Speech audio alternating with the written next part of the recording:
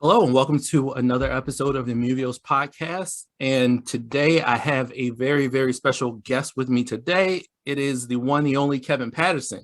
Now, I don't know if you're familiar with him, but like he is very knowledgeable when it comes to, I guess, dating and polyamory things. But today we're not getting into that because I don't want to deal with that. I don't want to think about that.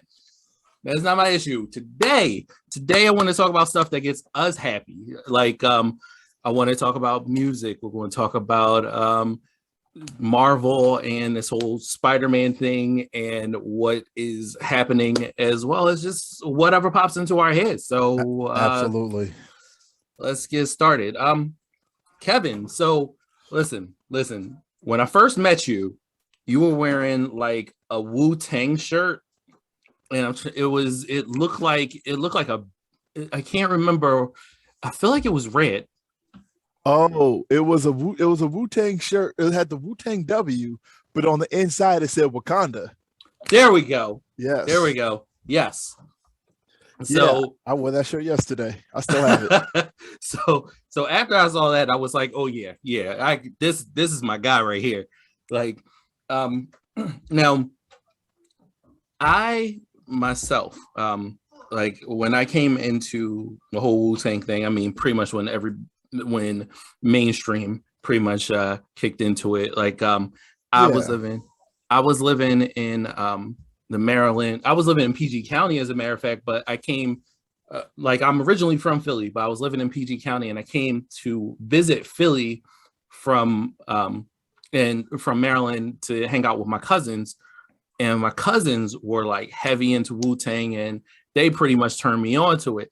And like immediately I felt the connection with Method Man because his delivery was just sick. Yeah. Oh my God. It's just like still to this day, he still does his thing. And that's one of those alerts. Sorry. Yeah, I've been getting those alerts as well. The weather's out there is bananas. Yeah. But like I'm guessing you came into Wu-Tang around the same time. Yeah. The whole protect your neck era of Wu-Tang Clan. Now a second ago, before we started recording, I had commented that you're a Maryland Turpin. I am a Howard University Bison, and Bison. So we were in close proximity during the years you were in school. Yes. Wu-Tang actually got me to Howard. Really? Yeah. So what ends up happening is, all right, so there was a group of Alpha Phi Alpha Fraternity Incorporated up in Long Island, New York. I'm a Jersey boy, but I've got a lot of family in New York City, in and around the city. Okay. And my cousins were like, hey, we just went on this college tour. These alphas out of Long Island. They're going from HBCU to HBCU, from New York all the way down to Tuskegee and back. Just 3 busloads full of black kids doing, spending a week on the road, just doing college tours back to back to back. And that's nice. Yeah, and there were a bunch of schools that I was really, really impressed by along the way. Like I really liked Clark Atlanta. I really liked FAMU. I really liked Hampton, which is our rival school. But I made the decision to go to Howard because when we got there, it was like the day after homecoming. And Howard homecomings are like legendary. It is legendary, sir. It is legendary. And I saw all these flyers on the ground for Wu-Tang who had been there just before we got there. And I was like, well, if I come to Howard, Wu-Tang might come back the next year. So a lot of names got crossed off my list under the hope that I could catch Wu-Tang at homecoming. Nice. And there was a lot of weird nonsense that happened like my freshman year, that like there was talk of Ghostface Killah and Raekwon being there, but then they didn't make it. Then there was talk of Jizza and Method Man being there, but then maybe they were there. I don't really know I don't know all the details. All I know is that I didn't get to see them in concert until years later after I had left Howard. But I went to Howard because of Wu-Tang. Nice. Now, I'm going to go back to Wu-Tang, but like being that we were in the general area at the same time, did you go to the campus invasion tours that that MTV was having because Oh, because I actually only went to one, and there was one at University of Maryland, on like outside on the campus where there yeah. was like Sugar Ray, Outkast, and Orgy were Okay. were the groups, and like if we were there during the same time, that would be crazy that we just didn't cross. Yeah, yeah. I didn't go there for those. Like I typically went to other campuses like Maryland, Georgetown, American, whenever there was like a rap battle getting hosted, like a Okay, cross school rap battle, me and my hip hop friends would put on our backpacks and go cross town. okay, I did end up seeing Outkast that freshman year, my freshman year homecoming when I was looking for Wu-Tang.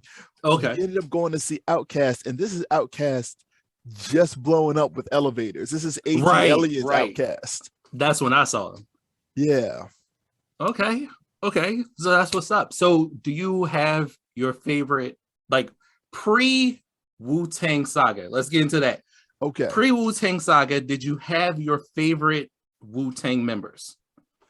Uh yeah, definitely. And it my favorite my favorite my favorite Wu-Tang member went from Method Man to Raekwon to Ghostface Killer all over the course of like a year or two. And Wow. it's been Ghostface Killer ever since.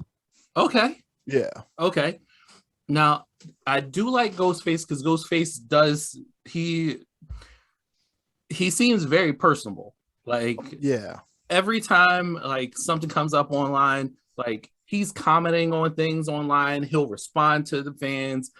When fans see him out, he's quick to take pictures with them. So I do appreciate that aspect of how he addresses the fans, and I'm a huge fan of that. Um, has the Wu-Tang Saga changed who your favorite is, or make you fall in love with Ghostface even more? It hasn't changed who my favorite is, but I got a better respect for Raekwon watching that show because I love that kid, Shamik Moore. Yeah. Like I liked him in Dope. I like him in as Miles Morales and Into the Yes. Spider-Verse. Yes. I really liked him in what is that show? The Get Down. I Get love down. the Get Down. Yes. So Yes. seeing him as Raekwon has been really great. Yes. Yes. Like me, I actually grew to like, although I liked RZA before, like Yeah. seeing him on, like seeing the story told on the Wu-Tang Saga made me research him more and then learn more about him, and then like I just love more about him. Now I'm curious if season 2 is going to show more of the conflict that happened between them. I mean, between the group, amongst the Yeah. group. But like I do, it is amazing how like on the first episode of season 1 you immediately see like the conflict that was going on between Raekwon and Ghost, and Yeah. the way that that was able to turn into what we see now is amazing. And it, No, I'm sorry, go ahead. oh, I was gonna say something I love about these guys is like when you see them interview together, they're always pissing each other off. They're always making fun of each other. They're always sort of giving each other a hassle. And you can see that there's a real brotherhood going on there. So I do like seeing the kind of conflict between them, like you're saying. There was um there was a documentary a bunch of years ago called The Show. And I Right. remember somebody was interviewing I Method remember Man. that. And Method Man's talking about something, and you just hear Ghostface in the background, just like, yo, shut the fuck up, man. You always talking. Just shut up, man. And Method Man, who looks really cool, like he looks like he doesn't know how to respond to it. Yeah, like I didn't even pick up on that until like I've seen the show, like which is pretty good, really good documentary. But on the Wu-Tang, the 36 Chambers, like they when they're talking about Shamik just got his head busted. He's all Yeah. over the floor. And then Matt goes, well, is he dead? And then the whole crew just started laughing. What the fuck you dead? What you mean? Laying there with all like types of blood. Like, yeah, I was just like, oh, okay, that gives me a whole nother view of like how they approach each other and how they see each other and how they come up. And like, I love, even with all of the conflict, like they still represent their areas. Like when like granted, part of the Wu-Tang story is fiction, but like when RZA's brother went to jail, and then the other dude was I can't remember if it was like Brooklyn or he was from some other area, and then like another person who he was beefing with came up with him in jail, and they both went at the dude who was talking loud. Yeah, and they were like, we just got to represent our area. Like all that stuff outside, all that stuff in Staten is Staten, but the stuff outside of Staten, it's us versus them. Yeah, I love the bonding that they did. I really appreciated getting some background. I mean, I understand that it's fictionalized to some extent. Getting some background on that Prince Rakeem record. Yes, I remember that. I watched that on Rap City when I was a kid. Like, back in the day, I used to steal my dad's tape recorder and put it up on the speaker of the TV and make my own little mixtapes. And Prince Rakeem, "Ooh, We Love You, Rakeem" was on there. Like I didn't know about that at all, but like Genius was mainstream. Like everybody, if you listen to hip hop back in the day, you knew Genius. So like how they talk about like how Genius was involved with everything and like his part. I'm hoping that they have more about him, but the fact that like they were just all connected like that, and like how he left his rap career to help RZA and everybody else get together, like that's just amazing. I like how Absolutely. that community building and communal building happened and took place. I don't know if it's still available on YouTube, but like Showtime had a documentary called like Wu-Tang of Mics and Men. I heard about it. Yeah, like, and it was like 4 or 5 parts, and for some reason they were just all free on YouTube. Really? And it was kind of amazing because I'm watching it, and my kids come down right at the moment where Wu-Tang explodes at a Hot 97 concert, where they started shitting on Hot 97. They started shitting on the crowd. Oh, and wow. Like, it damaged them because they stopped getting New York airplay, where at the time New York only had the one hip hop station. Right. And I'm sitting there, and my kids are sitting there like, what the hell are you watching here, Dad? And I'm like, yo, I was at this concert. I remember when this happened. Wow. It was amazing because I went there for Wu-Tang. Like, I ended up going there just to go see Wu-Tang. And it was something like Puff Daddy and the whole Bad Boy family at the time, all of the Junior Mafias, the Locks, Mace, and all of them, like, whether you like their music or not, they knew how to put on a show. They knew how to rock a crowd. Right. And so like the crowd was like super high intensity. And then Wu-Tang comes up there. There's like 25 of these brothers on stage. Everybody's got a microphone. You can't tell who's rhyming. They were tired. They didn't want to be there. And they're sitting there trying to spit, and the crowd's energy goes way down. And then next thing you know, Ghostface Killer's like, I don't even like Hot 97.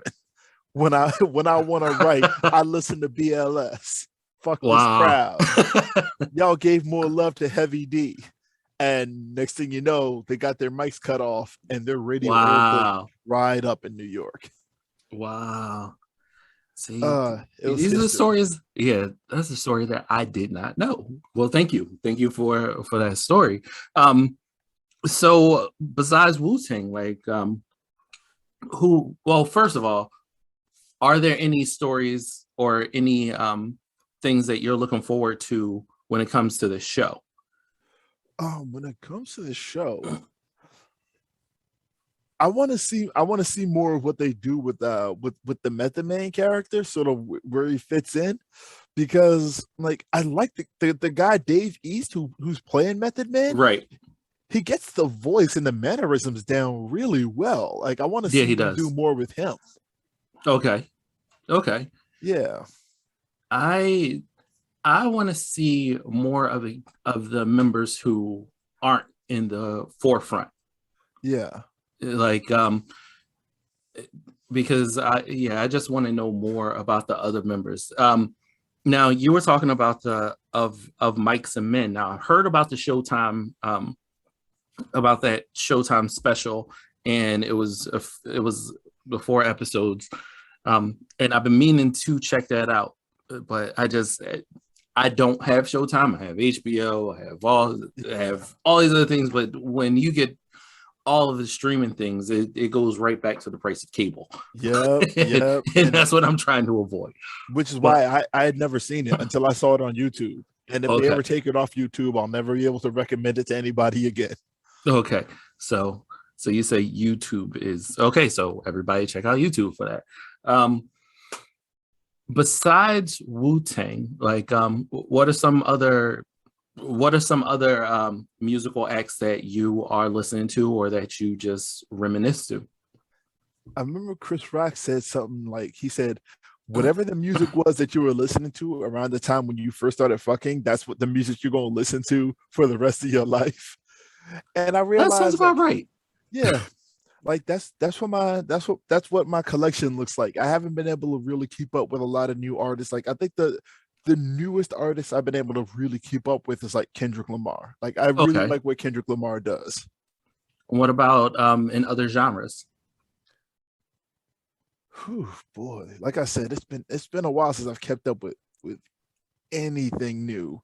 Um, a lot of people don't know that I'm a big Fiona Apple fan. Okay. Uh, I got into Fiona Apple like just sort of by accident. Okay. Because she looked like a white version of somebody I was dating at the time, and I liked her music videos. But Okay. like something about her second album kind of walked me through a breakup I was going through, Okay. and I've been a fan ever since. Okay. Yeah, Now, if I'm not mistaken, I think she released another album, what, last year or the year before last? yeah, yeah. It What hasn't did you think hasn't been about that that? long. Her sound doesn't sound like something I'm really into like that anymore. It's a Okay. shame. Like her sound has progressed. I understand why it's gone the places where it's gone. It's just not somewhere I could go with her. Okay. Yeah. Okay. Sounds good. And I feel bad because you're asking me about like other genres, and like there was a time, especially when I was in college, when file sharing sites were Oh, huge, where that like was every summer I would pick a genre and just decide, I'm gonna learn about Latin jazz. I'm gonna learn about Russian hip hop. And then I download like all of the hits from all of the artists that I could find. I'd burn them to a few CDs because CD burners were the thing. right. And Right. I'd spend my summer in DC on Howard's campus just walking around listening to some obscure shit. And once I got older and had got married and had kids, I didn't have time for that kind of thing anymore. I definitely understand. Now, I see you wearing your Star Wars shirt. Now, now have you been watching the shows on Disney Plus and the intertwines with Bad Batch and Mandalorian and the upcoming? Are you excited about the upcoming Obi-Wan Oh yeah. series? Oh yeah, Okay. yeah. And I've fallen off with Bad Batch. Like I'm a few episodes behind. I got maybe like 5 or 6 episodes into the season. I enjoyed it, but I just couldn't keep up with it. The Okay. Mandalorian though was must see Yes. TV. Yes. I'd wake up Friday morning. I didn't whether I was by myself or next to a partner. I'd wake up and toss it right on. Now, as a person who hasn't watched Bad Batch myself, Yeah, would you recommend it? Or I is would. that a saga that I can skip? I'd recommend it, but I'm not. I didn't get really that far into Clone Wars, and I watched a bunch of Rebels, and I didn't Okay. stick to Rebels either. Okay. I mean, they weren't bad. It's just I didn't get as invested in them as I wanted. Like I said, Mandalorian every Friday I was on it. Whereas Bad Batch is like, oh yeah, Bad Batch. Oh yeah, let me go back and watch the 2 episodes that I Like, missed. I guess if I have to. Now, Yeah, have you kept up with the Marvel shows? day and date, sir. Okay, okay. Yeah, So you watched all through WandaVision. I You did. watched all through Loki. I did. Okay. Now I admit that I'm a little behind on the what ifs. Yeah, The last one I watched was the one with T'Challa being Star-Lord. that Did, was that was hard to watch. it was. Yeah, because like I didn't know Chadwick Boseman, but we went to Howard at the same time. And when he passed away, a bunch of my friends were like, yeah, Chad was a mentor to me. And then like a bunch of people who I consider my mentors were like, yeah, Chad was a friend of mine. And I found out like there was a lot of overlap in our social circles, even though we didn't know one another. Uh, And it was heavy when he passed away because yeah, he was like a year, maybe 2 years older than me. yeah, yeah. That really hurt. Like I was at my cousin's house and I can't remember what I was doing, but when I saw it, I had to sit down. Like it hit hard. And Yeah. it's rare when like a celebrity will do that to me. Like I felt that way with Chadwick. I felt that way with Nipsey. Um, yeah, the crazy thing about Nipsey is like I only heard some of his music. Like I wasn't like I listened to Victory Lap by that time, but like it had just come out. Yeah. So yeah, When that was hard. when Captain Marvel came out and they had that tribute to Stan Lee as part of like the opening Oh, logos, I started crying in the theater. Like mm, I wasn't expecting that kind of emotional response, but man, like I didn't cry when Stan Lee died, but then when that tribute hit, oh man, I fell apart. yeah, that definitely hit me somewhere when I saw the tribute when I and when I think about like Chadwick passing, when I think about um, how this is going to be an amazing upcoming Spider-Man movie, and there's not going to be a Stan Lee cameo. That's going to hurt. I watched one of those analysis videos for the trailer, Yeah. and like there's part of that trailer like Spider-Man is standing on top of a car and there's a taxi cab behind him with Stanley's birthday as the cab number on it. I had to check that out. I had to Yeah, look I mean it's into something I that. never would have spotted, but it's something I love about the internet. All these analysis videos. Yeah, the analysis videos just had me like bugging like, okay, how are they going to do this this multiverse thing? And then after watching WandaVision and then watching Loki and seeing what happened with Sylvie and seeing what Yep. Wanda did and then seeing the previews and I'm like, Steven, what the heck? So and then knowing that the next Doctor Strange movie is called like the mad is something along the Like madness of the multiverse or something like that. something like that. Yeah. Multiverse of madness, which means that this problem is not going to get fixed this movie. Oh, And you would I'm have bugging right expected now. you would expect Doctor Strange to be the stable heartbeat. Yeah, But no, he's out here fucking up too. of course. Of course. Letting that ego just go wild and You know? opening up multiverses for Peter. I'm definitely looking forward to this new episode or this new movie, as well as looking forward to figuring out who they throw together as a Sinister Six, who, if there's going to be a secondary set of villains, if Yeah. this is going to be a two-part movie, like how are like and how everything is going to play out, what as well as what um Marvel characters are going to be thrown in there because I'm hearing all kinds of rumors like from Professor X being in either Spider-Man or Doctor Strange, to um, the three Spider-Mans. Yeah. Yeah. And So we already have the Vulture, Mysterio, and the Scorpion in the MCU. yeah, thank you for pointing that out, because I didn't realize that the Scorpion was in the second one. Like, I Yeah. totally missed that. Like it's basically, if you know his real name, which I didn't at the time, and like he's got like a scorpion tattoo on his neck apparently. See, now I'm definitely going to watch that again. And I hope he shows up because that actor, Michael Mando, I Hmm. like that guy in a lot of things. He was great in Far Cry 3, and he's really fantastic in Better Call Saul. Okay. I didn't watch either, or I didn't watch Better Call Saul, and I haven't played the Far Cry games. I'm And feeling like a bad gamer. I mean, I don't really play the Far Cry games either, but like I heard a lot of really good things about his performance, so I ended up watching him on YouTube Oh, because okay. I'm not going in to play more Far Cry games. Okay. Yeah, Now, when it comes to games, like what? Because you're a gamer too. Do you have time to play games? Any games? I do. Thankfully, like I Okay. my I work from home, and basically as long as I'm hitting my deadlines and like nobody's wondering where my work is, or as long as my work is quality, no one's really paying attention to like what I'm doing. So Okay. sometimes I'll have nothing to do and end up gaming for a bit while waiting for more work to come in. And that's time to platinum Ghost of Tsushima. That's time to platinum the Mass Effect remaster, or The Last of Us Part 2, you know? Okay.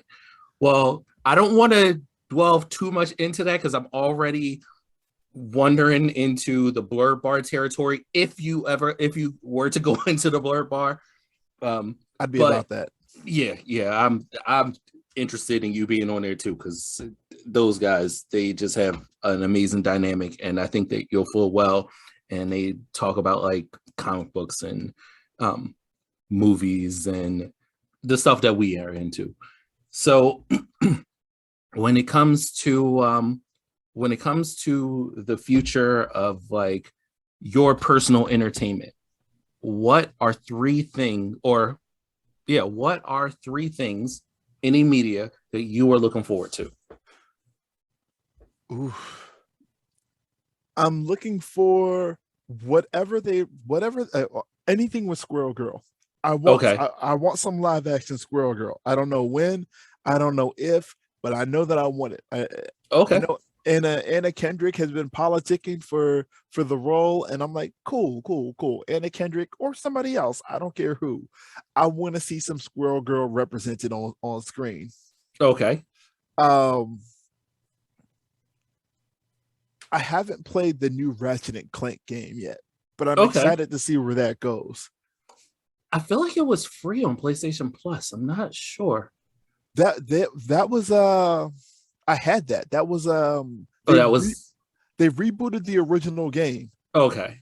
and it was a thing of beauty. Those guys at Insomniac, they know how to make really interesting weapons. Like I remember they got the a little bot called Mr. Zircon that follows you around, shooting your enemies and spouting like action movie catchphrases, Okay. Okay. or like a disco ball grenade called the Groovatron that makes your enemies dance themselves to death. Okay. But the new game, from what I understand, it really pushes what a PlayStation 5 can actually do. Okay. And since those guys are really good at expanding on what tech can do anyway, I want to see what they can do with this PlayStation 5. Okay. And also those same fellas that did Ratchet and Clank, they made the most recent Spider-Man games. And I just finished Yes. Miles Morales, and that was, Oh. Lord, that Oh, game was good. that warmed my heart. It was Yeah. it was so nice to see, first of all, the representation, not just of like a Afro Latino character, Afro Latinx character, but also they had a hearing impaired character. They Yeah. had what else did they have? There were They queer had characters in there as well. yep, queer characters in there. So like the representation, I truly appreciate it. And then once you finally beat the game, the Black Lives Matter mural that they have on a Yes. wall, that just I was like, this is my favorite game. I don't care. I don't care. Like it It was so good. And like New York looks really good in both of those games. really does. Yeah. Both of the Spider-Man games. So the third thing The that you're third looking forward thing, to across any media. I really want to know what they end up doing with Black Panther Wakanda Forever. Okay. I feel like I'm gonna ignore. I feel like I'm gonna try to avoid trailers and news about this, which is not something I usually do. I'm usually It's gonna be all kind of in for all the hard. trailers. Agree. When it comes to Marvel, that's kind of hard, especially Black Panther and how I mean the culture Yeah. outside into the culture is going to be everywhere. You're going to have to avoid social media from the time that the first trailer is even announced Yeah. up until well, good luck with that one. Yeah. Like I follow a podcast of a fellow where when the trailer comes out, he'll watch one trailer and then he'll avoid everything else. And sometimes with that one trailer, if he knows that he's gonna see it, he'll cut the trailer off halfway in and just avoid all media after that. And I'm like, I want to see if I could do that because I don't want to know how they handle the Chadwick Boseman situation. I don't want to know what they do, whether they recast the role. I want to try to avoid all of that until I'm sitting in the theater. I totally feel you with that avoiding trailers because like just yesterday I watched Suicide Squad, the Yeah, second version of it, which yeah. was amazing. I loved it. It was Did you so see much it? better. So much Oh better my than the first god. one. Oh my god. It was actually enjoyable. But Yeah. but after I watched that, there's a movie that's coming out next week. It's supposed to be a horror movie. It begins with an M. I can't remember, but it looked a little disturbing, and I was just like, oh, okay, I want to see it. But in watching the trailer, I was able to figure out the premise, what's going to happen, how it's going to play out, and that kind of bothered me. So now, from now on, or moving forward, I think I'm just going to continue to avoid trailers altogether because that ruins it for me. Yeah, I did that to myself with Mass Effect 2, and I've never forgiven myself for that. And like I'm a Uh, huge Mass Effect fan. I've got tattoos and gear, and I'm waiting for my Commander Shepard helmet to come in the mail. nice.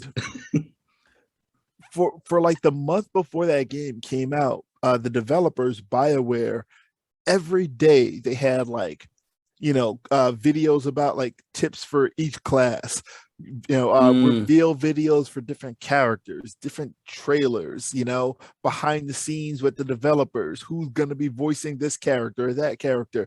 And I soaked all of it in, and then there was like maybe like 5 or 6 key facts that I wish I hadn't known going into the game. And then when I played the third game, I avoided almost everything. And I was glad to be surprised over and over and over.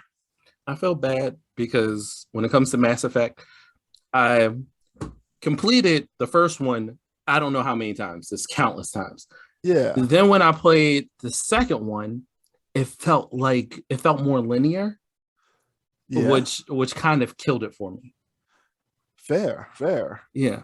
So and then like I have the third one, but I haven't even finished the second one. So I was like, why would I even go on to the third one? And then I think either through Steam, the Epic Store, or PlayStation, I received another one of them for free, but I don't know which one. Oh, man, that ain't bad. Yeah, but I guess I should go back and try to play them again. I mean, the first one is legendary. To this day, I'll still play it like Yeah. repeatedly, but I just I've been replaying it. I've been replaying it again, the remaster, with a partner. oh, okay. And I was super excited because I was like, I feel like I'm getting ready to introduce you to some of my old friends, because that's how I feel about Mass Effect and those characters. And we Nice. just finished the first game this morning. So Okay. yeah. And because we're in the Philadelphia area, my partner named Commander Shepard John. So Commander John Shepard. Nice. Well, I would like to really thank you for taking the time out and speaking with me and speaking with the podcast. Truly appreciate you being here.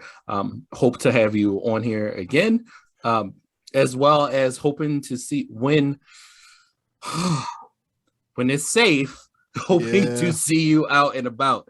But yes, I just wish you the best, wish you a lot of success. Again, what I said off camera, I enjoyed your book. I enjoyed your book so I'm much glad.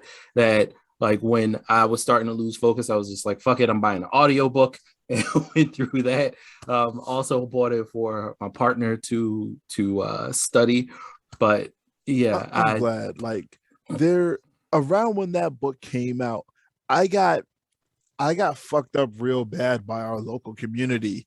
And really yeah, it's a much longer story that I want to get into, but another like podcast. there there are parts of the book that I can't even read anymore, because like I didn't Mm. realize it, but I was laying out exactly how some of our people were going to treat how some of our people were going to treat me Ah, in I situations that guess had yet to pass.